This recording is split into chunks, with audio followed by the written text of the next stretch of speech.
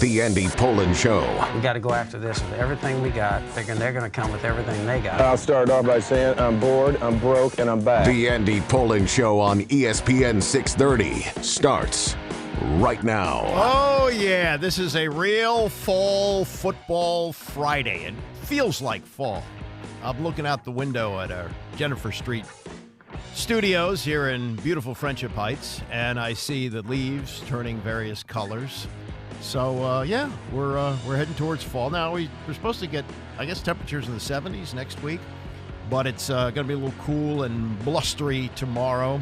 The rain is supposed to be tonight, last I heard, so tomorrow should be dry. Last two Saturdays kind of soggy, so that's a good thing. And we got the Commanders favored on the road at New York against the Giants. The Ravens favored at home against the Lions. Everybody is in love with the Lions. I'm kind of surprised to see that number at 3, but those are both 1 o'clock kickoffs, and we'll have the Ravens game for you here starting at 12:30 on Sunday. Also coming up 10:30 this morning, Ravens preview. We'll talk to Brian Wacker of the Baltimore Sun about this matchup. I didn't even realize this. You know, things pass by so quickly. I remember Justin Tucker kicking a 66-yard field goal, which is the NFL record, and he did it at the gun against the Lions in Detroit. I thought that was last year. Oh, it's 2 full years ago. The time just flies, and that's the last time the two teams have met. In fact, they've only met 6 times. I guess you could count, the Cleveland Browns, who came to Baltimore in the mid-'90s, as the days when they played the Lions. Probably played them a lot during the NFL days because they're two of the older franchises. But since the Ravens became the Ravens, they have only met 6 times, and this will be the 7th meeting on Sunday. We'll get to all of that. Also, a lot of comments yesterday from the coordinators about what's going on with the sacks and what's going on with the defense, which gave up 400 yards last week, but won. Both Jack Del Rio and Eric Bieniemy talk. We'll play some of that. And it was 47 years ago today that something really remarkable happened in the NBA. The merger had taken place several months earlier between the NBA and the ABA, and only 4 teams were going to go in from the ABA.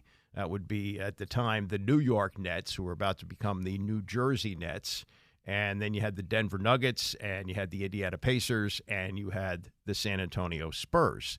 Pacers have not won a championship. The Nets have not won an NBA championship. Spurs have won 5 of them. And so that was a big, big moment. But the real reason that the merger happened was because the New York Nets had Julius Erving, who was the most exciting and spectacular basketball player in the world at the time. He was, before Michael Jordan, there was Dr. J. I'm not saying that Dr. J was as good a player as Michael Jordan, though he was one of the all-time greats. But he was somebody that everybody wanted to see, and he was property of the New York Nets. The issue, though, and we'll get into this, the problem, it's kind of like the gift of the Magi. Remember the O. Henry story where the guy sells his watch to buy his wife some beautiful combs for her hair, and she sells her hair, has it cut off, so she can afford a chain for his pocket watch. It was kind of like that, in that the Nets got into the NBA, but because the Knicks claimed territorial rights, they had to unload Dr. J to get into the NBA. And it was a short-sighted move on both ends, but that's the way it worked out, and we'll look back on that coming up later this hour. I want to mention this off the top, that the mayor, Muriel Bowser, yesterday outlined her ideas for developing the RFK site. And she appeared before the city council on that and talked to them about what she wants to do. And she's made no secret of the fact that she wants a stadium built there. She wants a stadium to replace RFK, and she wants the Commanders to come back to Washington. Now, there have been various neighborhood groups who have been getting together, and they have opposition to it, as you can understand. And then there are city council people who say, we have to lay out all this money for a football team owned by billionaires. Why are we going to do that? Not that they would pay to build the stadium, but for the infrastructure and so forth. So she's fighting this battle. And, whether or not it actually happens, we'll have to see. But the big issue is that the stadium is on federal land.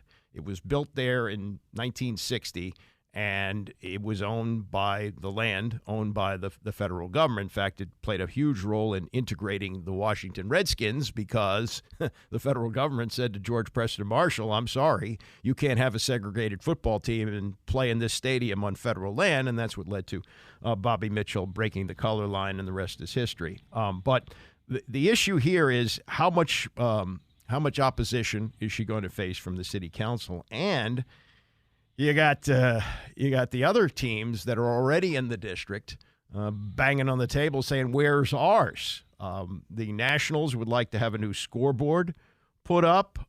Ted Leonsis has made no secret of the fact that if he doesn't get improvements that he wants at Capital One Arena, he may move the team to Arlington, that there are people there willing to build an arena for him, and he can have his Capitals and his Wizards play there. I don't know if that'd be the worst thing in the world, but it wouldn't be good for the district. So she's got a lot of things that she's got to battle through.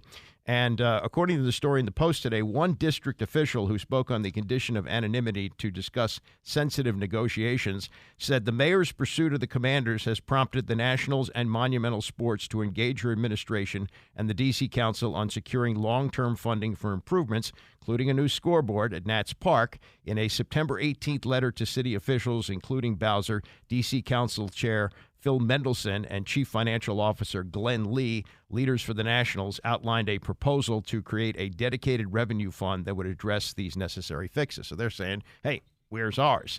The city uses a special pot of money in the budget called Ballpark Revenue Fund to pay down the municipal bonds that finance the ballpark's construction.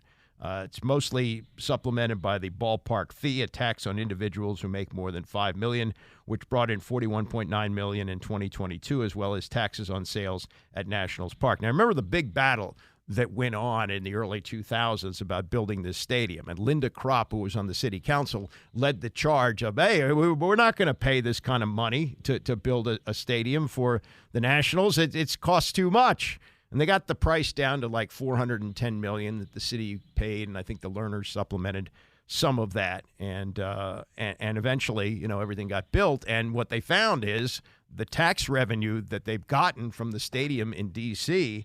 has accumulated faster than they thought. And although they had to pay out nearly $700 million in taxpayer dollars, including infrastructure and the stadium, they've gotten it back, and they're ahead of schedule on getting the return. And Bowser said that while the district paid $150 million to prepare the land and infrastructure for Audi Field, DC United spent some $250 million to build the stadium, and they're getting money back from that site as well. So I think ultimately, I'm not an economist, but I would think that ultimately the city would recoup a lot of tax dollars if they were to build this or get this built in D.C. And then the question is how they negotiate with the Josh Harris group as to how much they pay and how much the city pays. But we're moving in that direction, and I think it's a good thing. I'd love to see it. And I think the NFL absolutely wants the Commanders back in D.C. They don't want them in Virginia. They don't want them staying in Maryland. They want this to happen in the District of Columbia. And when billionaires start working together, things happen. Now, speaking of billionaires, I'm not sure if Tom Brady is one, but he's on his way to being one.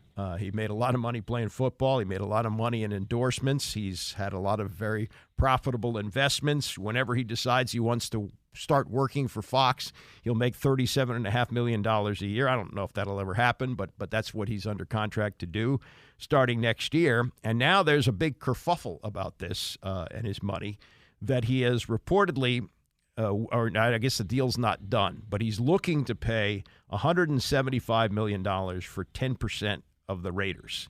And Jim Irsay, the owner of the Colts, he seems to be the most mouthy of the owners. He's going, whoa, wait a minute here. 10% of the Raiders is not worth $175 million. You're looking at more like $525 million. And why should you get such a discount to buy in, and doesn't that devalue the team and devalues all of our franchises? So they're not going to approve this, and it kind of reminds me of the Seinfeld episode with Keith Hernandez, where he's with Elaine and he's thinking in his mind, I'm Keith Hernandez. And, maybe Tom Brady goes, I'm Tom Brady, so I should get 10% at $175 million. I think it's been reported that Magic Johnson paid, was it $60 million? Maybe it was more, but it was only like 1% of the team. And I would argue that Magic Johnson is worth a lot more to the Commanders than Tom Brady would be worth to the Raiders.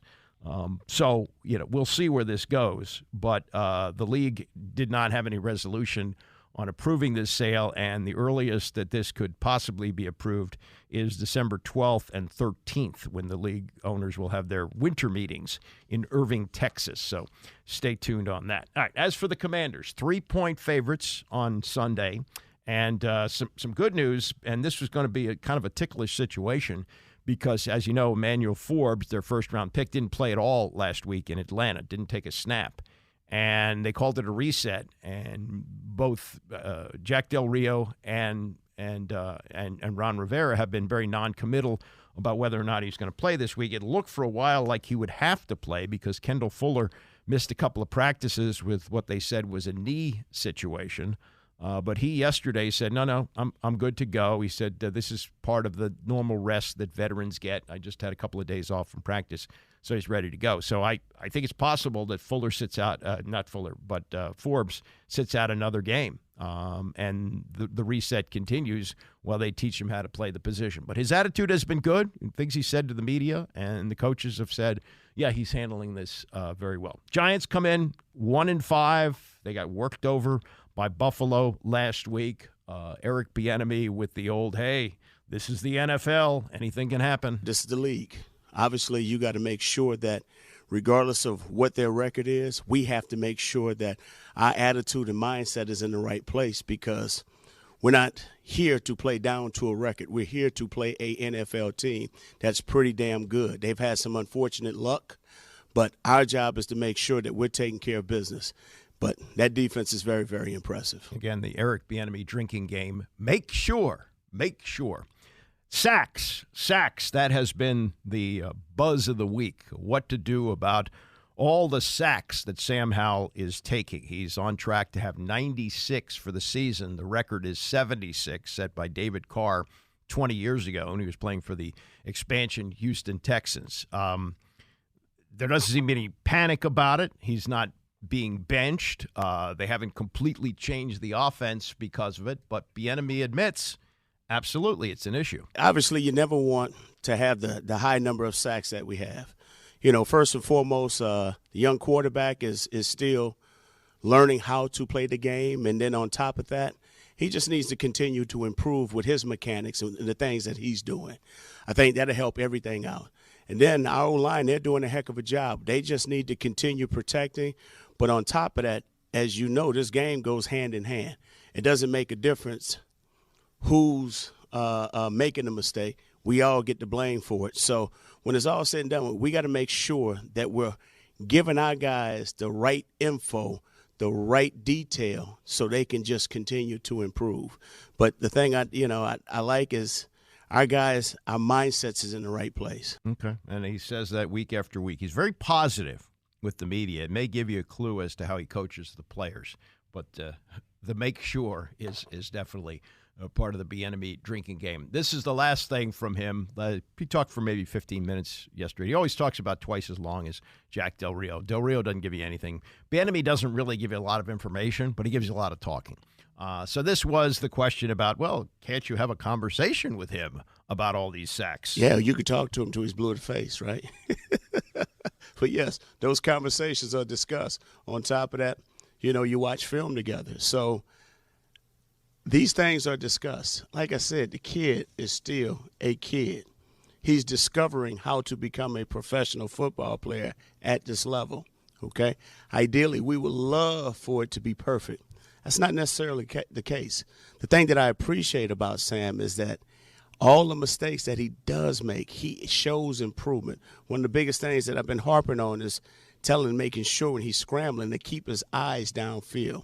I thought he did a heck of a job in that game of keeping his eyes downfield when he scrambled out to the right and located Terry and made that big completion. That was huge.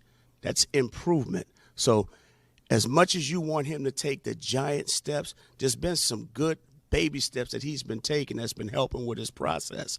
And so Ideally, I want him to work on his pocket presence. Okay, we're working on that, but I'm not in his shoes. But the thing I do love about him is that he's a competitor, he's a great listener, and he knows the difference between what's right and what's wrong. So that's what makes it fun coaching him. That point he makes about how he kept his eyes downfield and made that completion to McLaurin, that's a lot of quarterbacking in the NFL today. It's extending the play. It's keeping it going. Mobile, not necessarily being able to run for first downs or taking off. It's to be able to move in the pocket and realize what's happening down the field and processing all the information at once. And this is the make or break for quarterbacks because they all come in the league with skills. They've all done something great in college at a different level of competition on defense. You get to the NFL, everything is faster. Everything moves at a different pace. You've got game planning that goes on. And you know, at any college, you're going to have 4 or 5 games that are complete mismatches because of the way the schedule is put together. You can't play, you know, tough league games every week, so your stats tend to be a little bit more inflated because of that. So all that's part of the learning process. This was yesterday, though. Howell talks on Wednesdays. Quarterbacks have their news conferences on Wednesday. But yesterday, Sam Howell did a podcast with Kay Adams called Up and Adams. She used to be on the NFL Network, was the host of Good Morning Football, and now she's gone out on her own. And this isn't diametrically different from anything that Howell has said about the sacks. It's just a little bit more detail. And this is how she phrased the question about, and phrased it so nicely, and offered essentially here to take Howell off the hook for all the sacks. And as you'll hear, he owned them. You're on pace for 96 sacks. Like, nobody wants to see that. Can I have your offensive lineman's phone numbers? Because I think I can fix it. I think I can talk to him. Yeah, I mean, the thing is like that's the worst part about sacks is like it looks like it's just on the O-line, but I think at the end of the day, I'm the one who has the ball in my hand, and I'm the one who has the ability to throw the ball before I get hit. And that's the reality of it. And I think, you know, a lot of those sacks that we've had so far have been opportunities where I could have gotten rid of the football. And so it's just an area where I'm just trying to continue to grow and trying to, you know, continue to find ways to either find a short incompletion or, you know, throw it away. One of those two things. And I think it's just a part of my game where I know I can improve. So it's been kind of fun to come in each and every day and try to learn from those things and try to get better. Really beautifully said. It's like, this is what every head coach should play in the media training for what their quarterback should be in this NFL. It's crazy how young you are talking the way that you do. It's unbelievable. Well, he's a smart guy, but also I think that what he's saying, and I think most people who have broken down what he's done on all these sacks, it's more on him than the offensive line. The offensive line hasn't been great, but the easiest thing is to say, oh, God, he just doesn't have any blocking up front. And it's probably not great. And he probably wouldn't have nearly as many sacks if he had a better offensive line. But the name of the game in the NFL is getting the ball out. You know, Peyton Manning was the master of that. He couldn't run at all. He couldn't run a lick.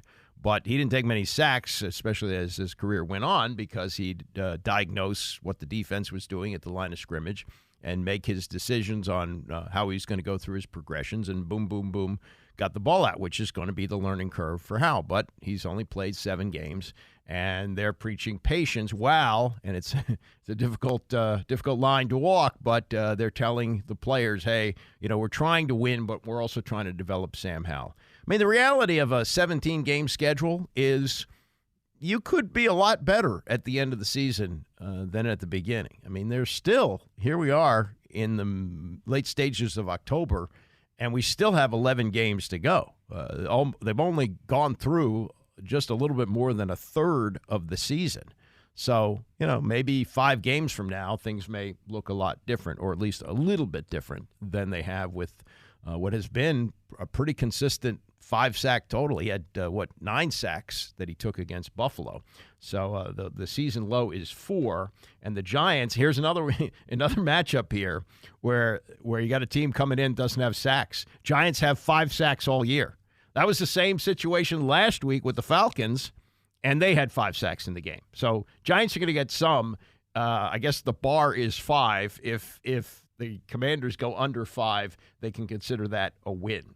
What's going on with Caleb Williams? Some salacious stuff, not salacious, but some headline-worthy stuff coming out this week about what are his demands. And Dan Patrick took sort of a deep dive with that yesterday. Comments from Chris Collinsworth, Mike Florio, and Scott Wolf, who covers USC. We'll go into that as we continue. It's the Andy Pollin Show, ESPN 630. The Andy Pollin Show on ESPN 630, the sports capital. We got Tony coming up on what so far has been a very nice-looking Friday. I know we're supposed to get some rain later today, but so far so good on the day.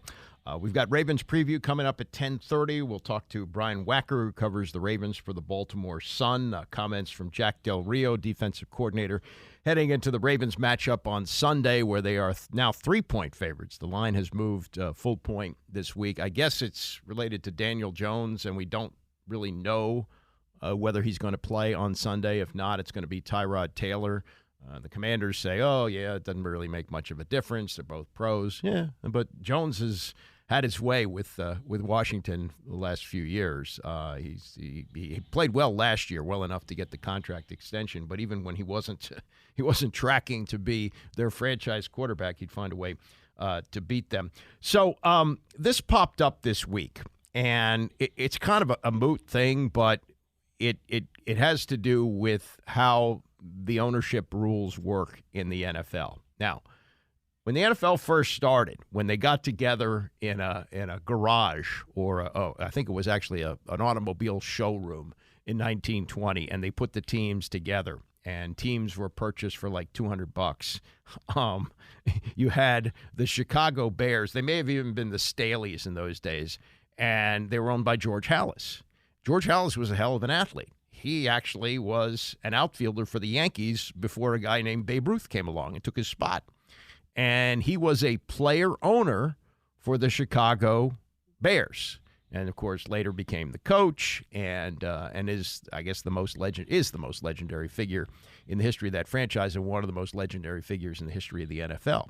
The rules really hadn't changed. That theoretically an owner could play. An owner could coach, and this came up with Jerry Jones. Was he going to do it? Was he going to pull the trigger and make himself the coach? He never did, but there seemed to be a threat that was going to happen.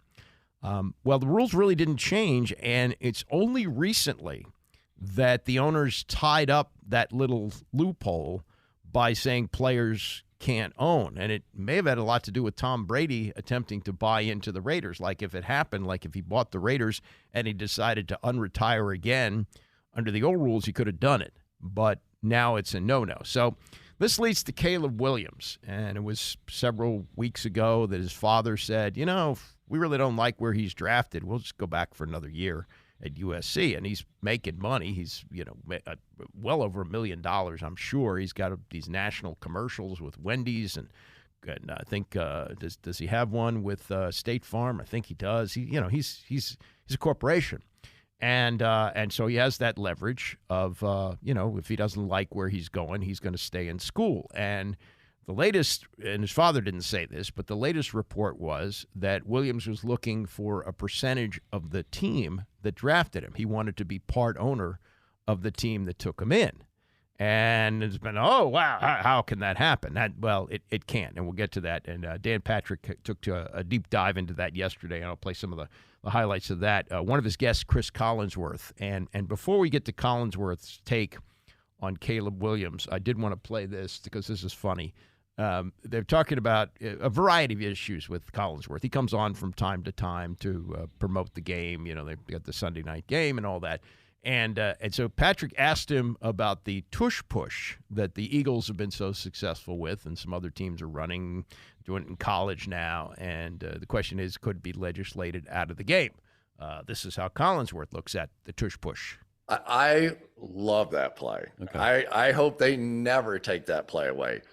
The reason I love the play is a former offensive guy. There's nothing better than walking up to the line of scrimmage and basically telling the defense, we are running right there, and you can't stop it. Boomer Esiason, one time, we're playing the Buffalo Bills. I think it was in the AFC Championship game. And he goes up to the line of scrimmage, and he starts pointing at Bruce Smith over Anthony Munoz. And he goes, hey, Bruce, We're running right there. Anthony Munoz is the greatest player in the world. We're running right there, and we're scoring a touchdown. And Anthony, you can see him on the film. He's like waving. He's like, shut up. Like, what are you doing? And he comes over to me on the sideline, and he goes, Chris, you got to get Boomer to shut up. He's just pissing off, Bruce over there. I'm like, I don't care. I'm just trying to talk him into throwing me the ball. I don't care what he does with Bruce Smith over there. Are you crazy? And it reminded me of what happened in the NFC Championship game in 1983. This is Redskins-Cowboys. Redskins on their way to the Super Bowl to play Miami. The game is locked up. And the linemen like to tell this story that they ran 50 gut, which was right at Randy White, like 9 straight times. They were killing the clock, and they were just going to run the football with Riggins to bleed the clock out. And I've heard Jeff Bostic tell this story. Mark May was pretty mouthy. And Mark May wasn't lined up against Randy White. Randy White was a defensive tackle and lined up either over the guard or the center. And so May is just screaming at Randy White and cursing at him and taunting him. You don't taunt Randy White, whose nickname was the Manster, part man, part monster, and one of the great defensive players in the history of the game, in the Hall of Fame. And Bostic is looking over at May, hey, shut up! He's not taking it out on you. He's taking it out on me. So that story reminded me of that. All right, back to the Caleb Williams situation and whether or not he could be able to get equity in a team, which he can, but also the leverage of staying at USC. Now, there's one school of thought that says, well, if he stays at USC, even with Joe Burrow, now the highest paid player in the NFL, for next season, Caleb Williams would make more money than Joe Burrow. That's the way the contract is structured. But you also want to get the clock started on a second contract in the NFL. So while he would stay in the short term and make more money at USC, maybe for the long term, it would be better to get to the NFL, start the clock, get through that first 5 years, and then get the second contract, which would put him in the $50 million plus range. And who knows, even by that time, it might be $75 million price range. That's the way quarterbacks are going if he's that good. But Collinsworth brings this up, and I hadn't heard anybody else say this, about why it might be the right financial circumstance for Caleb Williams to stay at USC for his last year of eligibility. I can make a case that Caleb Williams' value to USC is really a lot bigger than what he's getting paid.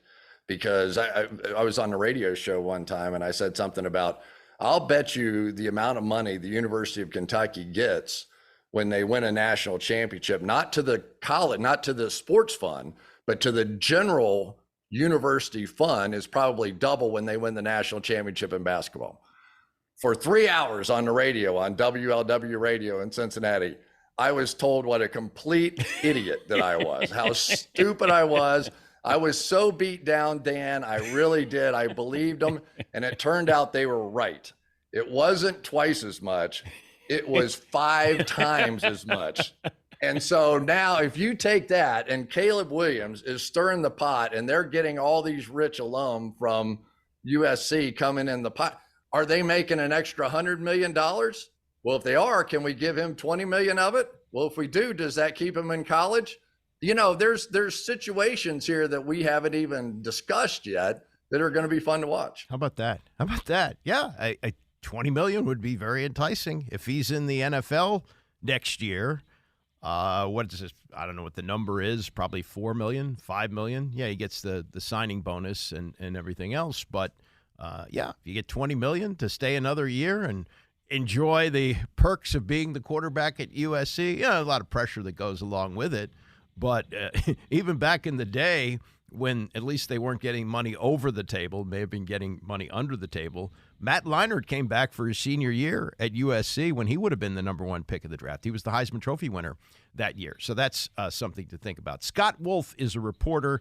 He has covered USC for over 20 years. He was on with Patrick yesterday, and he was hit with the question. Now, he's also reporting that it could be a package deal, that Lincoln Riley might be ready to jump to the NFL, and he would go to the team that drafts Caleb Williams. could be the Bears. So, it could be a package situation, which I think would make sense. But he was also asked about this notion that Caleb Williams would get equity in a team that drafts him. I think that's farcical, to be honest with you. I mean, a rookie coming in and saying he wants a piece of the team who hasn't even proven himself. I mean, is he going to show the game tape of the Notre Dame game when he makes this pitch to get a piece of the team? I mean, an NFL owner, I think, would just laugh at such a prospect. And, I don't know that he's actually said that. I saw the report that he did, and, he's welcome to ask for anything he wants, but we're talking about the NFL here. I mean, give me a break that a rookie is going to come in and get a piece of the team. But what kind of advice is he getting? Because you can't do this. Legally, you can't get a piece of the team because then you could circumvent the salary cap. I could give Patrick Mahomes $1 million and a piece of the team. Therefore, I don't have to give him, $55 million. I can use that money elsewhere. So it is farcical that you would even ask that question because it's illegal. It's against the CBA. So that's why I don't know if he's being sabotaged here. It just feels like it's people might start to pile on Caleb Williams a little bit. Well, anybody could say it because he's like a conglomerate at this point, even though he's in college with all his endorsement deals and his management. And, his father obviously is a very big influence. And he's already talked publicly about, we have to go to the worst team in the NFL if he's the number one pick, and that's not really ideal, blah, blah, blah. So I think all this stuff at the end of the day, he's going to go as the number one pick wherever he's picked, and that's the end of the story because I look at him and he looks a little jaded to me this year, and I think he's kind of frustrated. And I want to add something to this, idea he would go with Riley. At the Arizona State game, he was waving Riley off during the game when Riley was trying to signal him to change plays. So I'm not even sure that deep down he wants to play with Lincoln Riley. You know what, Scott? If I'm correct with this, that it felt like Lincoln Riley was pointing fingers at Caleb Williams missing wide open receivers when he threw those 3 interceptions against Notre Dame. Yeah, that's something, we haven't seen in LA as from Lincoln Riley because they've been successful, but it looks like when they lose or struggle, he kind of points the fingers at the players, and it finally got around to Caleb Williams became the focal point of that criticism after the game Saturday. And that's something you haven't seen out of him because he hasn't had to criticize him. But you're seeing, I think, a fraying around the edges of the program right now because they're dealing with adversity for the first time. And it's only been one loss. What happens when they play Oregon, Washington, UCLA? They got to play Utah this Saturday. So everybody's kind of holding their breath to see how the last 5 games are going to go. Yeah, you got to realize this about the Lincoln-Riley relationship. When Caleb Williams went to Oklahoma, remember he went to Oklahoma initially, and Spencer Rattler was the Heisman Trophy candidate that year. I mean, it looked like Caleb Williams was going to sit his first season, and he wound up coming in for an ineffective Rattler, won the job, stayed with Lincoln Riley, and made the jump with him to USC. I think, after what happened at Oklahoma, Williams would have followed Lincoln Riley to the moon. But sunny California, sure, why not? So this is their 3rd season together, their 2nd school, with enormous scrutiny, enormous attention, enormous pressure. And maybe it's getting to them. And USC, which has a national championship offense, certainly doesn't have a national championship defense, as not just evident in the Notre Dame game, but the close game that they played at Colorado. They're just not a good defense at all. And everything is sitting on the shoulders of Caleb Williams, who is making tons of money, but, maybe he doesn't want to be part of this show anymore, and he can go to the NFL where he can be a guy who can just, develop at a regular rookie pace rather than all the attention of the world being on him. Anyway, as for this thought, and this kind of puts the lid on this, the story popping up that he's looking for equity in any team that drafts him into the NFL. This actually was sort of dredged up from a note that Mike Florio had at Pro Football Talk in July. that there's so much hype and he's supposed to be so good that maybe he's going to want a piece of the team. But it was just a note that didn't really go anywhere, and it got dredged up this past week, 3-4 months later. So this was Florio explaining to Dan Patrick yesterday what happened with that and why it's a complete moot point about asking for equity in an NFL team as a player. Back in July, when the league approved the sale of the Commanders to Josh Harris, one of the other items of business was to slam the door on any equity transfers to players or non-players, period. Now, you don't just make those decisions out of thin air. You do it because you're aware that some stuff may be going on and it may be an issue, so the league preemptively says this can't happen. In the immediate aftermath of that, sources that I trust very deeply, not to be confused with the sources I don't trust but still listen to, but sources I trust very deeply said, number one, Aaron Rodgers had been trying to shake a little equity out of the Woody Johnson tree, and now that's over. And also, Caleb Williams' dad had been telling prospective agents that's one of the things he's looking for. Now, look, does Caleb Williams' dad understand how it works? No.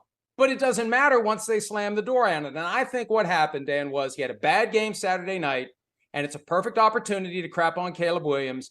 So these Twitter bot accounts start dusting off a 3-month-old story to make Caleb look unreasonable, even though it's completely irrelevant to anything that's happening now. That's it in a nutshell. Okay.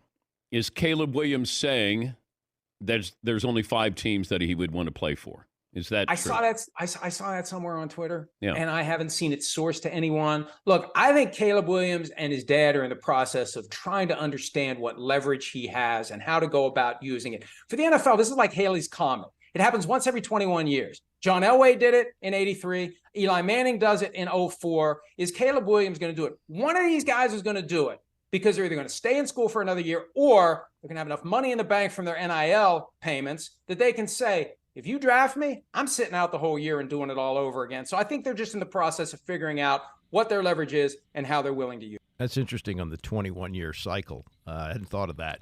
But yes, John Elway in 1983, when he was taken by the Baltimore Colts, he said, I'm not playing for that team. And his leverage was he had a baseball deal with the Yankees. He played minor league baseball in Oneonta, and he said, you can draft me, but I'm not going to play for you. I'll just play baseball. Well, he really wasn't a major league caliber player. He was a good college player at Stanford, but he was not going to probably make the major leagues.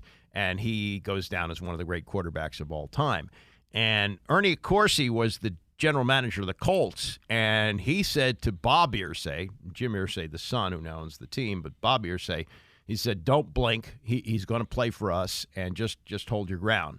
But Irsay blinked, traded him to the Denver Broncos, and the rest is history. The Colts moved a year later to Indianapolis, and things were really never the same. As far as what Eli Manning did, and that was at a time. This was before like NBA players were going where they wanted to go. This is 2004, I guess. And he said, his father led the charge on this. He said, we're not playing in San Diego. Sorry. We're just not going to do it. And they blinked and they traded him to the Giants. Now, they got a good quarterback in Phillip Rivers in return, but Eli won 2 Super Bowls with the Giants, and the Chargers never got to one with Rivers. So why not use the leverage if you have it? But it may not be the most prudent thing to do if, let's say you go to a team like the Bears, and the Bears do have the resources to get better and build a team around you, and you wind up someplace where, it doesn't work out with the Colts, the coach. I mean, that was one of the things with the Colts, too, and what happened with John Elway. Elway's dad was a coach in college football. Coached at one of the California schools. I forget the name of it, but he knew Frank Kush. Kush had been the coach at Arizona State, and he didn't want his son playing for Frank Kush. That was more what it was about. Frank Kush was the coach of the Baltimore Colts, and he said, nah, I don't want my son playing for him. And, with the leverage that they had, such as it was with baseball, they managed to get themselves to the Denver Broncos, where eventually he won 2 Super Bowls, but, kind of got beat up in the 3 previous ones that he played in. Still, Hall of Famer, one of the greats of all time. Coming up in the next hour, Ravens preview. We'll talk to Brian Wacker of the Baltimore Sun, plus comments from Jack Del Rio about this matchup with the Giants on Sunday. Stay with us. It's the Andy Pollin Show, ESPN 630. Hey, we are rolling through the 10 o'clock hour till 11 today. Tony's got a show coming up as clouds are creeping in on our studios. But this rain wasn't supposed to come till later this afternoon. Maybe we won't get it, but we had some nice sunshine a little while ago. You didn't tune in for the weather. You tuned in to hear about sports, right? Something about sports anyway. And we'll do Ravens preview at 10:30. Brian Wacker of the Baltimore Sun will join us. And Greg Cosell, who is really good at breaking down film, took a look at this game, and we'll play what he had to say about it as well. I think it's one of the more interesting matchups in the league. The Lions have been one of the big surprises, not big surprises, but we knew they'd be better. We didn't quite know if they'd be this good, and they did open the season by beating Kansas City, and people, whoa. So I'm kind of surprised the Ravens are 3-point favorites in this game, but if the 3 is the Justin Tucker leg, well, it makes sense, because if you don't remember, and again, this is how time flies by so quickly. I thought Justin Tucker kicked that 66-yard field goal against Detroit last year. It was 2 years ago. 2 years ago. Who knew? So he I guess, would be the 3-point difference heading into this game. Jack Del Rio talking yesterday as the Commanders get ready to play the Giants on Sunday, and the line has moved a full point. Rex, do we know yet? I'm looking for information. Do we know if Daniel Jones is going to play or not? That's still uncertain, right? I think it's uncertain, yeah. It's still, so it'd be Tyrod Taylor if he can't go. So I'm sure the line has a lot to do with that. And if we find out today that Jones is going to play, I think the line will shift back maybe to 2, but it's at 3 now. And their offense has been nothing. Even when he's played, he's got a neck injury, didn't play last week. Jack Del Rio, though, trying to pump up the opposition, talking about what he's seen on film from the Giants' offense. Yeah, we see a lot of skill, a lot of talent. Obviously, they've had some injuries up front, but they're starting to get some guys back. You know, we're preparing for the very best they can bring, and we understand they're very talented with their skill people. And you're super familiar with Daniel Jones, but what do you make of Tyrod Taylor? Good veteran quarterback. Seen a lot, done a lot, has mobility, and I think they can run their offense with either guy. Now, on what happened last week, they did win the game, and they turned Atlanta over 3 times, 3 interceptions in this game, but they gave up over 400 yards of offense. Del Rio asked if that's a concern. No. And I think when you play 85 snaps or whatever it was last week, the yardage might be a little higher, but at the end of the day, we were able to be very effective slowing the run game down, which allowed us to have other opportunities, and forcing the turnovers is always a good thing. So if you go +3 in the turnover margin and have 2 stops on 4th down, so that's really 5 times you took the ball back. So I think, to me, that's a good day. Still, you could argue with 400 yards of offense, it's a bend but don't break defense, and that doesn't take you very far. That can get you through certain games, but again, you got to stop the opposition a little bit better. And Tyrod Taylor can run. He can run with the football, and we'll see. Saquon Barkley. Here's another thought on this, and I forget where I saw this, but I saw this, I guess, on Twitter. If the Giants are going to trade Saquon Barkley, they may be trying to showcase him on Sunday. They may be, showing other teams that he's still got a lot left in the tank there, and they may run him a bunch of times, and we'll see how the run defense fares for Washington. They haven't been good lately on 3rd downs either. They've given up a lot of 3rd and longs. This is Del Rio, the kind of the report card on what he's seen through 6 games from his defense. We've had some ups and downs. I think we've had some great moments, and we've had some moments that are a little bit disappointing. So, to me, it's early in the season. We continue to compete. I would say that the best is yet to come for our group and what we're capable of and what we're gonna do. So, I love the fact that we are a relentless group. We're a group that's stuck together. And we're working through some of the issues that were the problem. And, we'll come out on the other side.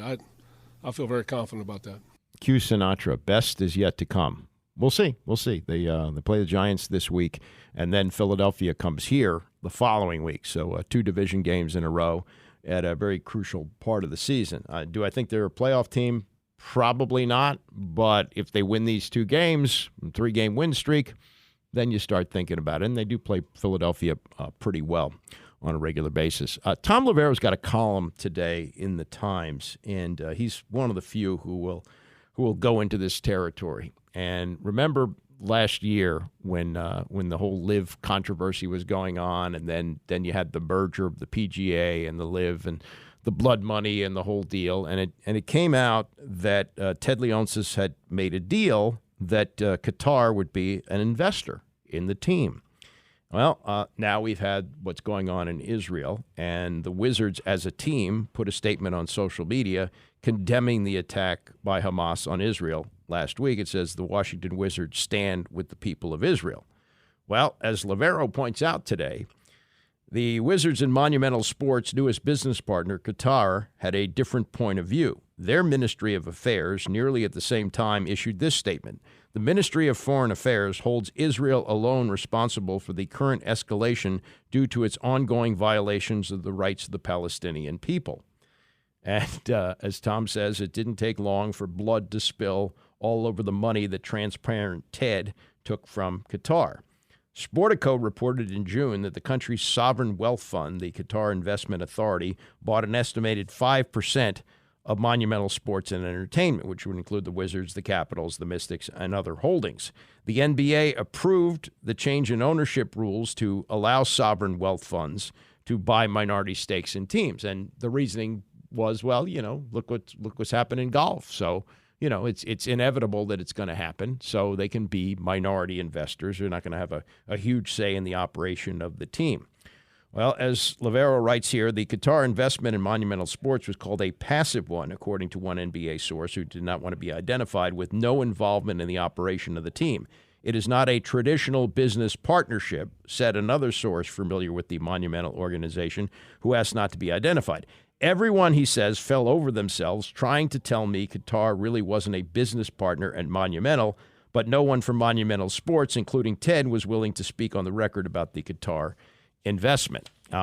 It's not on the front burner for anybody. Nobody's really talking about it, but it is something to consider. And he says Qatar may do business with hundreds of American companies, but their entry into Monumental Sports was a big deal. It was the first time any sovereign wealth fund had become part owner of an American sports team. And, Ted declared it good for business at the time. Again, the commissioner doesn't think it's a big deal.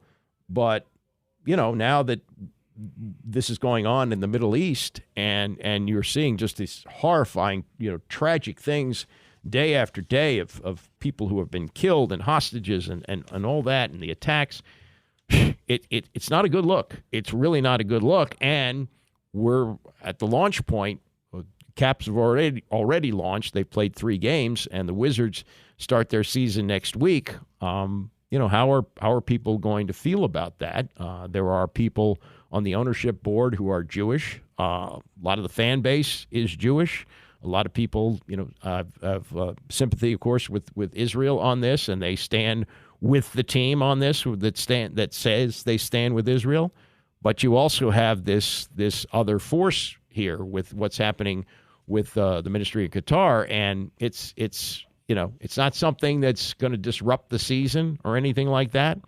But it's something to think about, and it's something that I think is going to be more and more of an issue, let's say, as this conflict in the Middle East goes on. Phil Mushnick back at it. He's been off for a while in the New York Post, and he is the number one curmudgeon. Phil's up there now. He's well into his 70s, I believe, and he's been covering sports media for like 50 years. And he used to use Mike Francesa as a punching bag. A lot of it's local in New York, but he also writes about national things. And, I've sort of become numb to all this, but I am usually conscious of how people say things, about how things are written. I'm a big fan of great writing, whether it's for broadcast or for print. And I've said this a number of times. I said it to Scott Van Pelt a few weeks ago that I think what he does is remarkable, to be able to write in his own voice the way he does, the one big thing. I think it's just tremendous. Hard to do.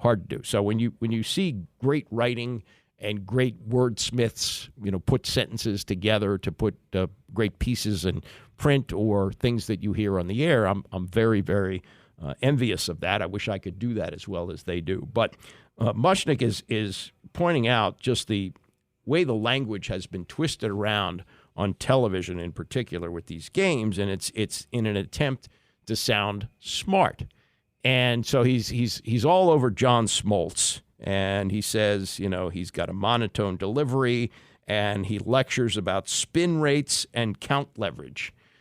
Like last night, the Phillies put in a rookie reliever, and they talked about how well he did in high leverage situations. Well, he didn't do anything last night. He didn't get anybody out. Faced 3 batters, and then another reliever came in and bailed him out of the inning. They ultimately lost the game. But the language that gets used by these people, after a while, you don't really pay attention to it. But if you take a look at the written word that they are speaking, it's ridiculous. And he talks about Greg Olson, who he says is not yet bumped into a play unworthy of a long, redundant story, plus the new requisite of turning short-term simple to long-form vague with an artificial intelligent dash of rehearsed but wasteful slick.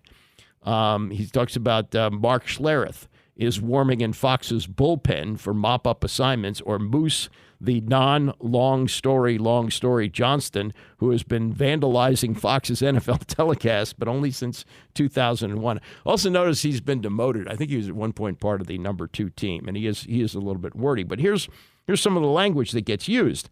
Scrambling for a first down has been lost to extending the play to move the chains by reaching the line to gain. A running off guard or tackle is now running downhill or north and south. The impossible tackles in space are referenced, as Olson said Sunday, the Browns were looking to avoid a negative loss. Oh, and play calling has been replaced by dialing up a play.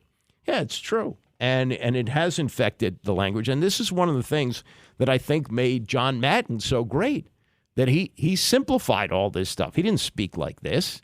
Boom, this guy here gets a wham, and people gravitated to that. And yeah, he's been gone now a long time. And you would think that he would have been a bigger influence, but he hasn't. And the play-by-play, too. The play-by-play announcers get into this. And there was a period of time where CBS had an announcer by the name of Ray Scott. And Ray Scott had been doing Packer games. There was a time before the NFL put all of its games on CBS. So you had like regional telecasts. And Ray Scott had been the Packers announcer. And he was very succinct and concise, didn't try to draw all the attention to himself. He would just, say, star, back to throw, hits Dowler, 15 yards, boom, and then let the analyst talk. Well, as time went on, they had to make the play-by-play people more colorful. And then along came Pat Summerall, who basically did Ray Scott's act, did what Ray Scott did, and is regarded to be one of the greats.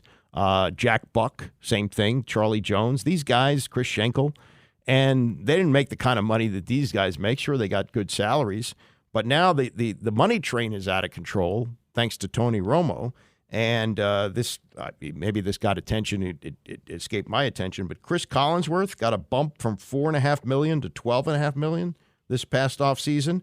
And Mushnick said, did NBC bother to learn that he's wildly unpopular, especially with viewers who know they're been had weekly? Yeah, I mean, Collinsworth is okay. I think he's declined as an analyst. I think at one time he was one of the best. But why are these people worth so much money? I'm not as put off by some of these guys as he is. I think Greg Olson does a relatively good job.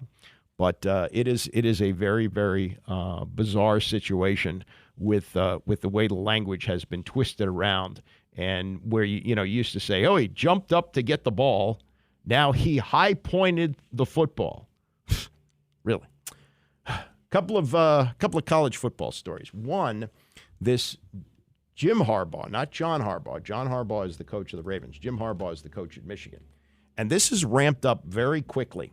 This broke yesterday, and it's now a really, front burner story that there is a staffer that's accused, that they're saying, according to ESPN, this is a low-level staffer with military background who has, and this sounds as simple as can be, he's been scouting other teams' practices.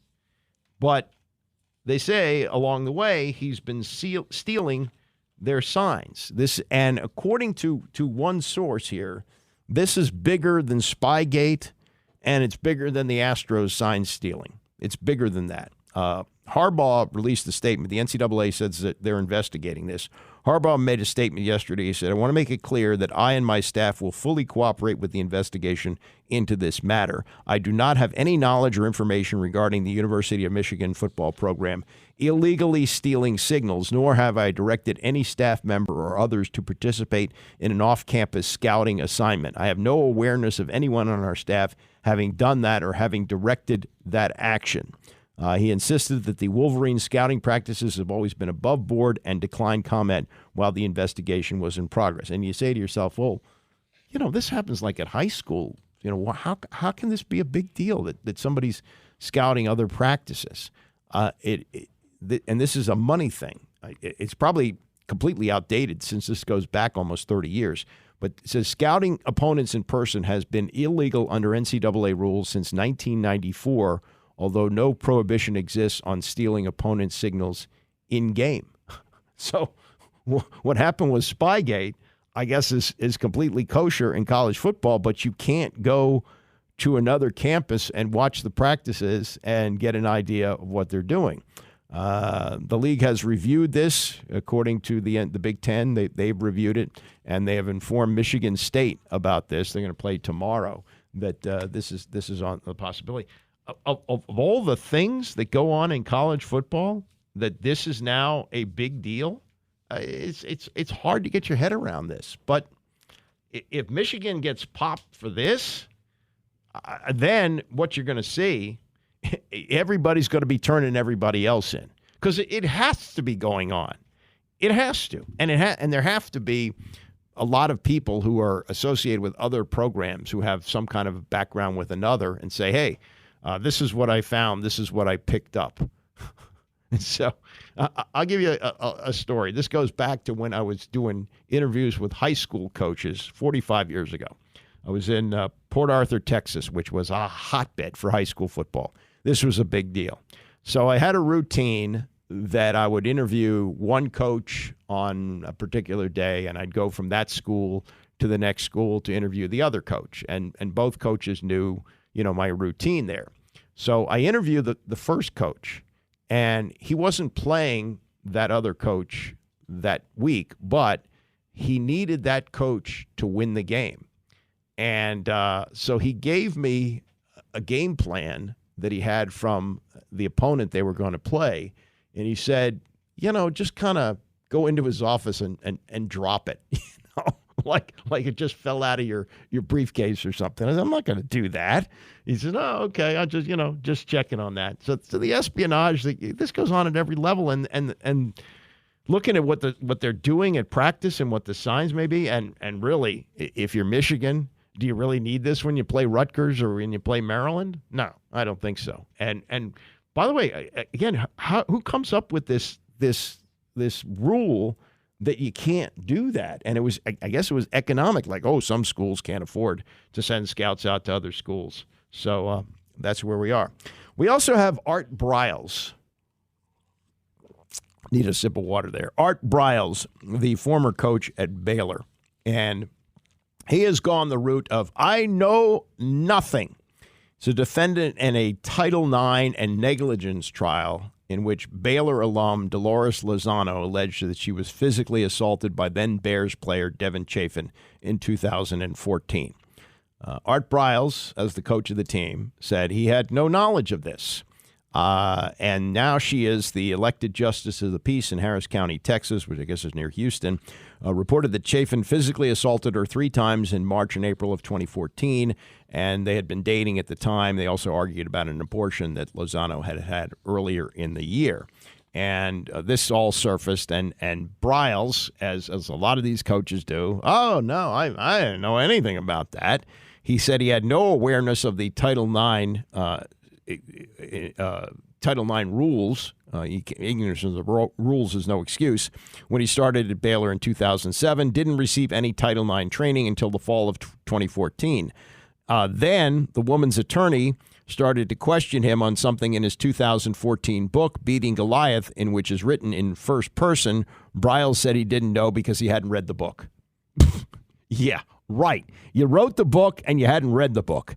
He also said he wasn't familiar with his 2017 defamation lawsuit against 3 members of the Board of Regents, saying he had a lawyer, and at one point he asked an attorney for Lozano, the woman, Zeke Fortenberry, did the suit go through? And Fortenberry responded, no, you dismissed it.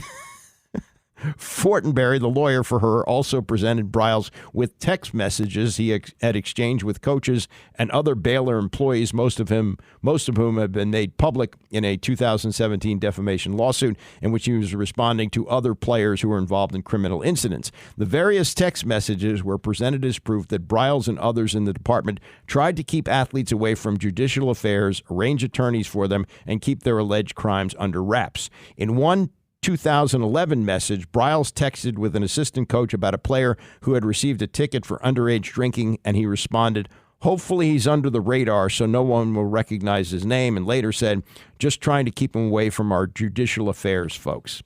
So, Briles has got his hand in the cookie jar there. Everybody knows what's going on. And this kind of goes back to what was going on a number of years ago with Joe Paterno at Penn State. And while there was this cover-up of what was happening with Jerry Sandusky and abusing young boys who were part of the team's summer camp, it does appear that while Paterno should have known about this, other people within the program went out of their way to make sure that this was kept away from him. Now, when it was presented to him, he went, oh, well, I don't understand any of this, Yeah. I mean, if you're the head of a major program, you got to know everything that's going on.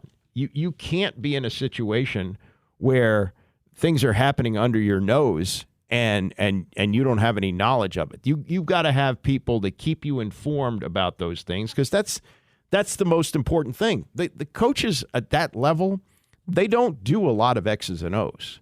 Their main job is to be the face of the program, to promote the program through various interviews that they do, and the hands-on coaching. If you want to do that, you're an assistant coach.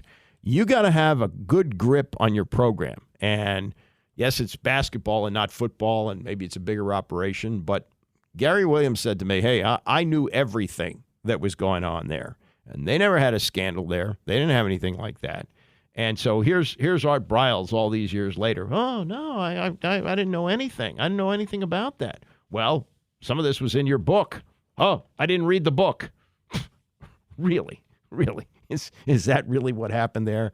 I think not. I don't think that happened. I think that's a lot of hooey. One quick thing on the Wizards tonight.